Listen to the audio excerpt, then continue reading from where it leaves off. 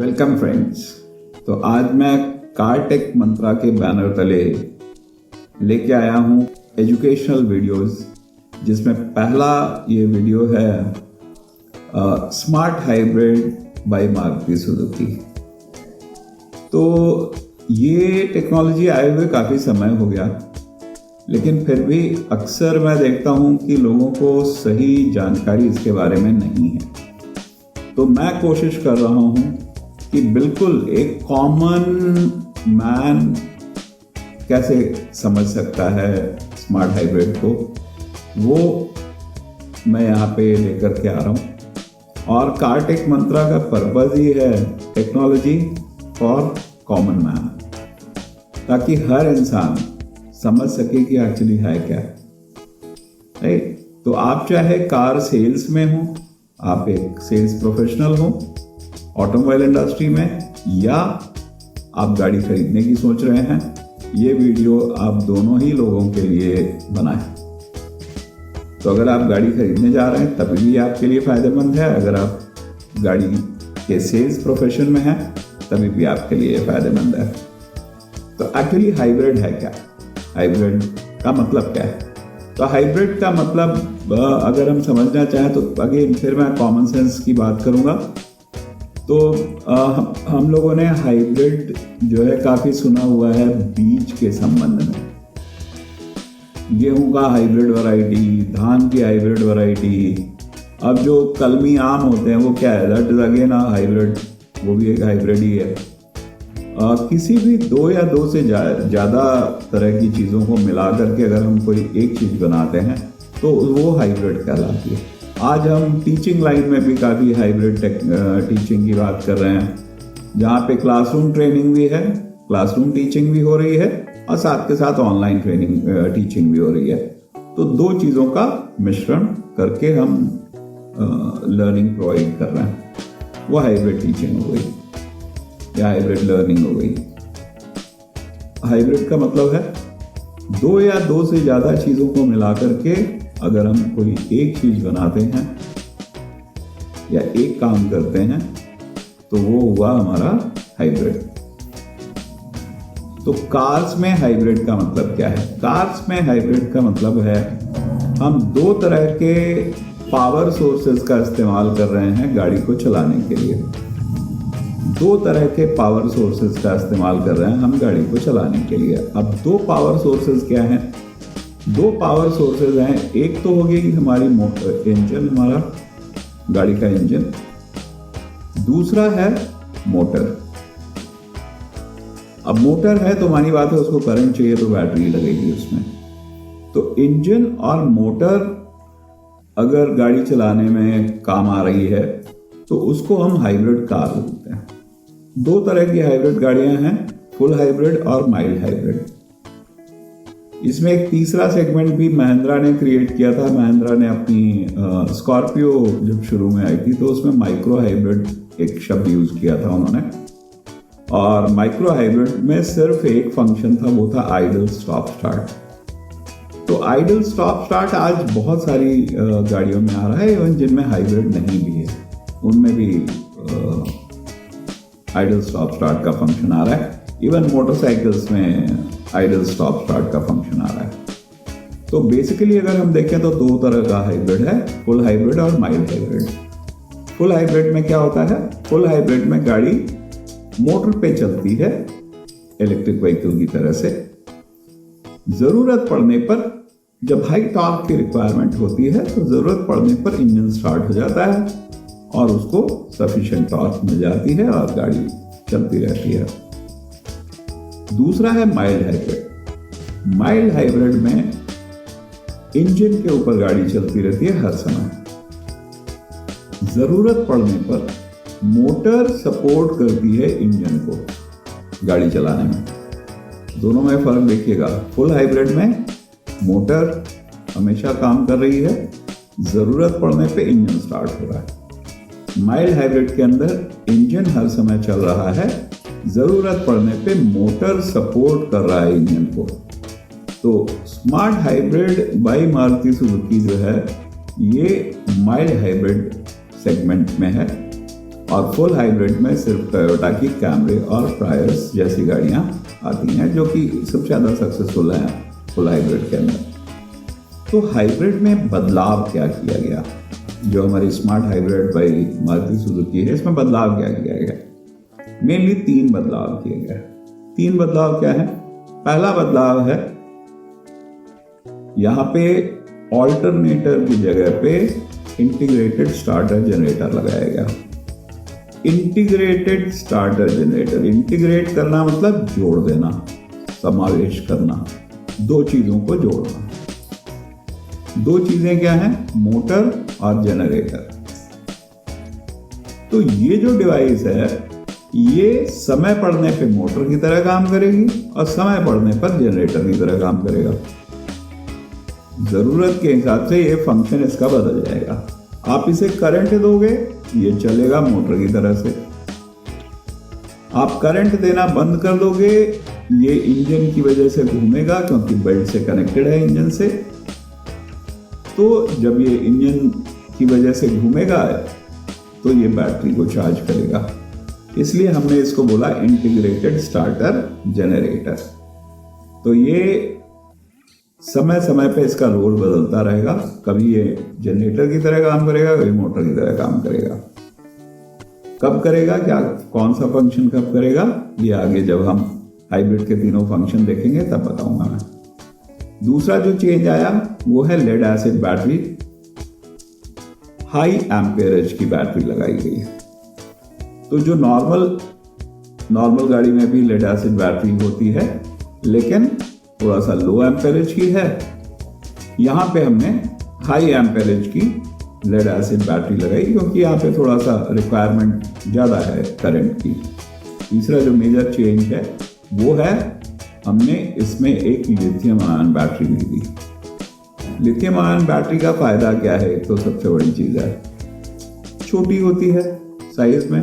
आपके mobile phone में जो है वो सब लिथियम आयन बैटरी होती है, तो साइज में छोटा होता है। करंट उतना ही जनरेट कर सकता है जितना लेड एसिड बैटरी कर सकती है। वजन में भी कम होता है और लाइफ बहुत लंबी होती है लिथियम आयन बैटरी की। तो इससे फायदा क्या हुआ? कम जगह में ये लग गई और लाइफ भी ज़्यादा है।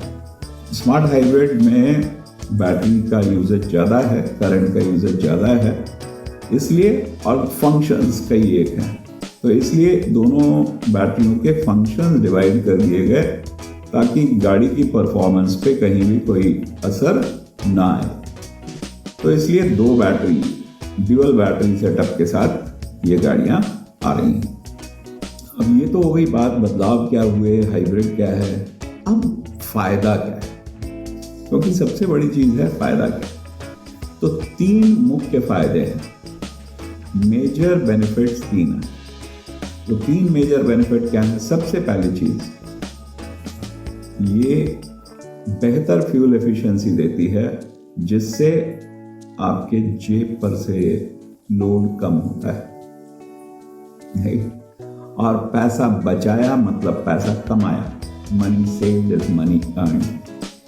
तो अगर फ्यूल एफिशिएंसी अच्छी मिल रही है तो मानी बात है हमारे पैसे बच रहे हैं फ्यूल के, और बच रहे हैं मतलब हमने वो अब ऐड किया अपने इनकम के अंदर।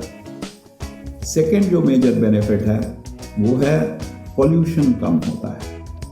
तो पर्यावरण को भी आप साफ सुथरा रखने में मदद कर पा रहे हैं अगर आप स्मार्ट हाइब्रिड गाड़ी इस्तेमाल करते हैं तो। और तीसरा है कि ड्राइवेबिलिटी बढ़िया होती है, इंजन की लाइफ अच्छी होती है।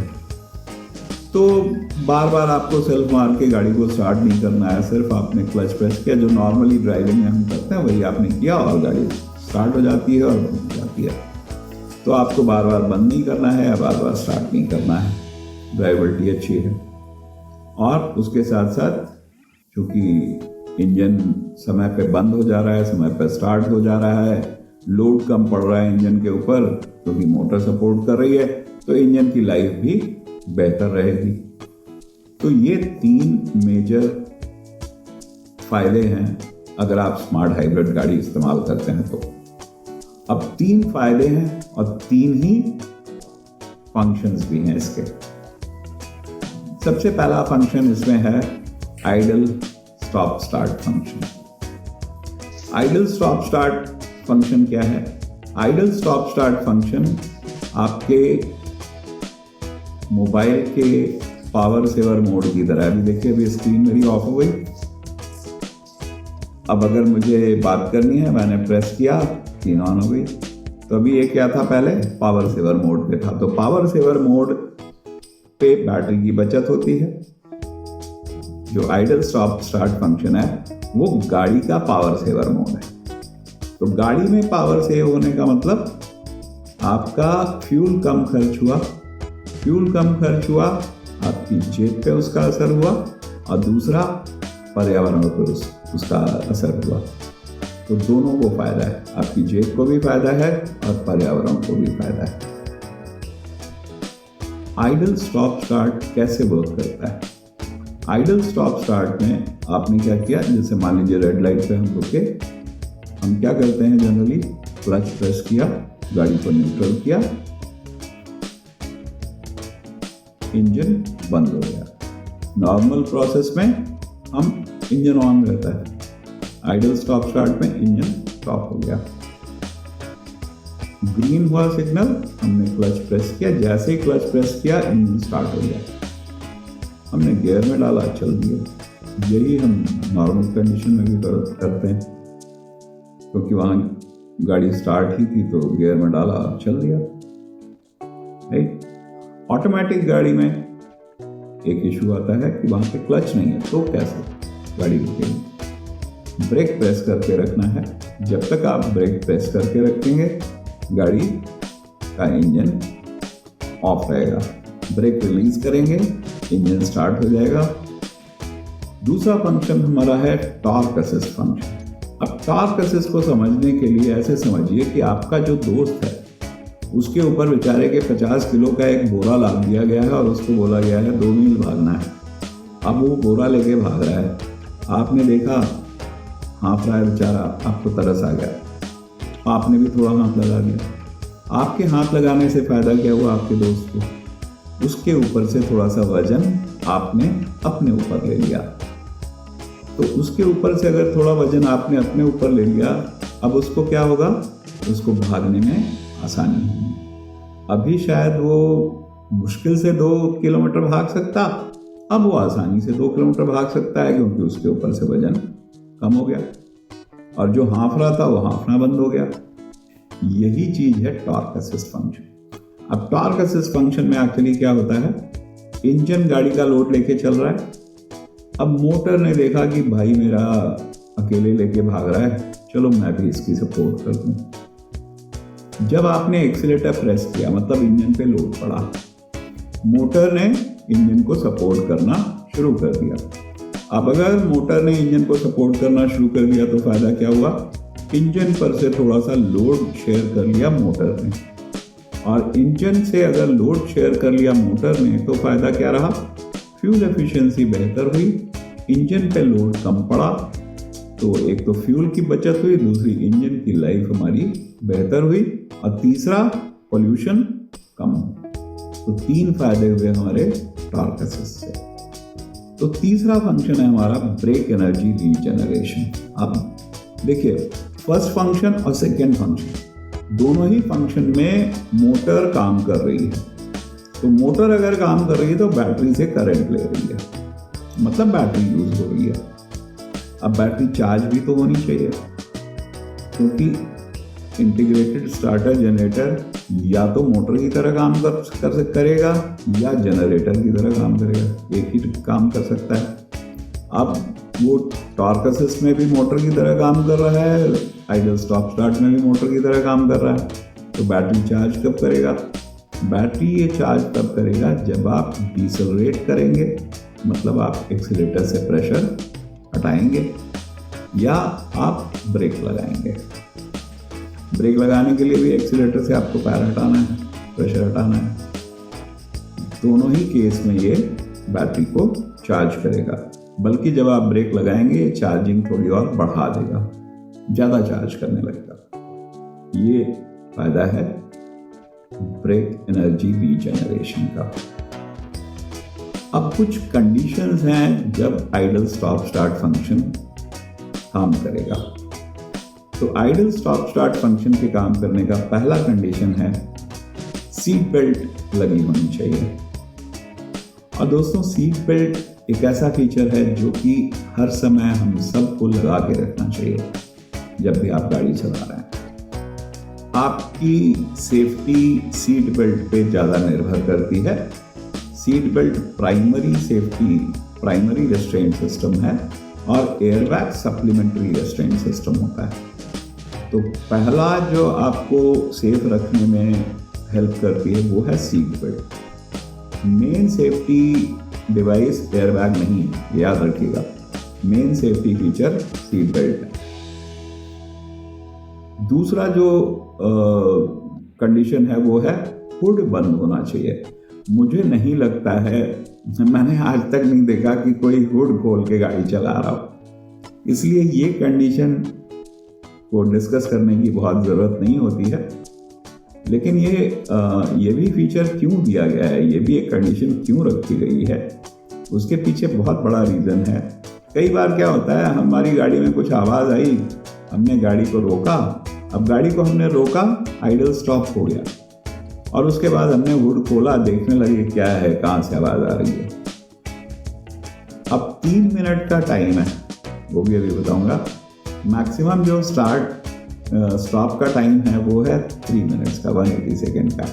अब मान लीजिए आप अंदर देख रहे हो कहाँ से आवाज़ आ रही हो, 3 मिनट हो गए पूरे, इंजन स्टार्ट हो गया। आप चोट खा सकते हैं अगर आप अंदर कहीं हाथ डाल के कुछ देख रहे हैं, इसलिए हुड बंद होने की एक कंडीशन रखी गई। और चूंकि हम हुड खोल के चलाते नहीं है गाड़ी, इसलिए उसके बारे में बहुत चिंता करने की जरूरत नहीं है। तीसरी जो कंडीशन है वो है ड्राइवर का दरवाज़ा बंद होना चाहिए। तो ये भी कोई ड्राइवर साइड का दरवाज़ा खोल के नहीं गाड़ी चलाता है। लेकिन ये कंडीशन भी क्यों है, क्योंकि अगेन अगर इंजन स्टार्ट हो जाएगा 3 मिनट बाद, या और कुछ कंडीशन है अभी मैं बताऊंगा, उन कंडीशन में इंजन अपने आप स्टार्ट हो रहा है, तो इंजन तभी स्टार्ट होना चाहिए जब ड्राइवर गाड़ी के अंदर बैठा हुआ है। अब ड्राइवर गाड़ी के अंदर बैठा हुआ है, उसको जानने के लिए गाड़ी के पास सिर्फ 2 फैक्टर्स हैं। वो है, एक तो सीट बेल्ट लगी होनी चाहिए और दूसरा है ड्राइवर साइड का दरवाज़ा बंद होना चाहिए।